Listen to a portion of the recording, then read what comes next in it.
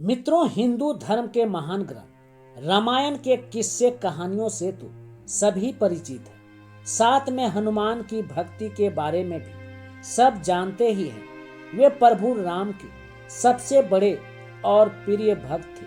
फिर ऐसा क्या हुआ कि श्री राम हनुमान को मौत के घाट उतारने के लिए तैयार हो गए। यही नहीं, जब हनुमान जी को मृत्यु प्राप्त नहीं हुई तो उन पर ब्रह्मास्त्र से भी प्रहार किया।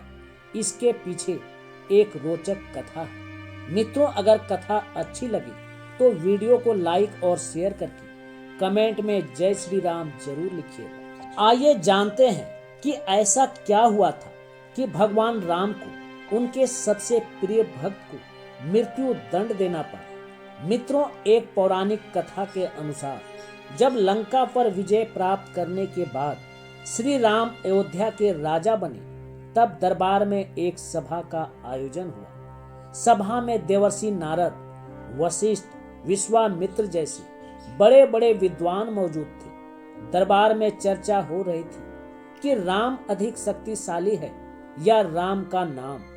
कोई राम को अधिक शक्तिशाली बता रहे थे तो कोई राम के नाम को। संकट मोचन हनुमान भी इसी सभा में मौजूद थे, लेकिन वे कुछ बोल नहीं रहे थे। चुपचाप ऋषि मुनियों की चर्चा को ध्यानपूर्वक सुन रहे थे। महर्षि नारद का मत था कि भगवान राम का नाम स्वयं भगवान राम से भी बड़ा है, और ये साबित करने का दावा भी किया। अब चर्चा समाप्त हुई तो सभी साधु संतों के जाने का समय हुआ। नारद जी ने चुपके से हनुमान को सभी ऋषियों का सत्कार करने के लिए कहा, सिवाय विश्वामित्र के। इस बारे में हनुमान जी ने पूछा कि ऋषि विश्वामित्र को सत्कार क्यों नहीं करना है। तब नारद जी ने कहा कि वह पहले राजा हुआ करते थे, उनकी गिनती ऋषियों में नहीं होती। हनुमान जी ने बारी बारी से सबका अभिनंदन किया, पर जैसा महर्षि नारद ने समझाया था,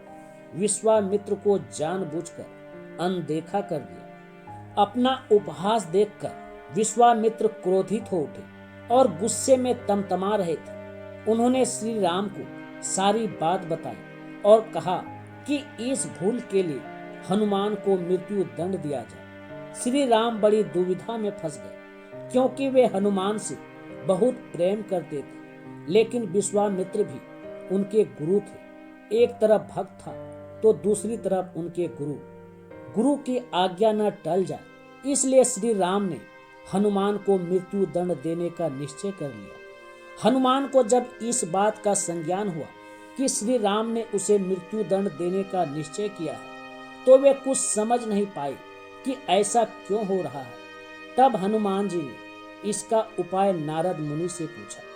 तब नारद मुनि ने कहा कि आप राम नाम का जाप करना शुरू कर दो। एक वृक्ष के नीचे बैठे हनुमान जी जय श्री राम का जाप करने लगे। राम धुन लगते ही वे गहरे ध्यान में लीन हो गए। भगवान राम जब वहां पहुंचे तो हनुमान पर आक्रमण हेतु उन्होंने तीर चलाना आरंभ कर दिया, पर राम नाम में लीन पवन पुत्र का बाल भी बांका न हो सका। जब श्री राम ने ये देखा तो वे असमंजस की स्थिति में पड़ गए। उन्होंने मन ही मन में विचार किया कि जो भक्त मेरा नाम जप रहा है, उसकी मैं तो क्या, कोई भी कुछ नहीं बिगाड़ सकता। अपने तीर विफल होते देख भगवान राम ने कई अस्त्र भी आजमाए, पर हनुमान के आगे सब विफल ही रहे। चूंकि श्री राम को अपने गुरु के वचन का पालन करना था, इसलिए उन्होंने ब्रह्मांड के सबसे शक्तिशाली शस्त्र ब्रह्मास्त्र का भी प्रयोग किया, लेकिन हनुमान पर इसका भी कोई असर नहीं हुआ। पृथ्वी पर प्रलय जैसे संकट बनते देख नारद मुनि विश्वामित्र के पास गए और सब सच बता दिया और हनुमान जी को क्षमा करने का अनुरोध किया, जिसके बाद उन्होंने हनुमान जी को क्षमा कर दिया और श्री राम को वचन से मुक्त कर दिया। मित्रों, महर्षि नारद ने ये सिद्ध कर दिया कि राम नाम स्वयं भगवान राम से भी ज्यादा शक्तिशाली है। मित्रों, अगर आप भी राम नाम की महिमा को मानते हैं तो कमेंट में लिखें जय श्री राम।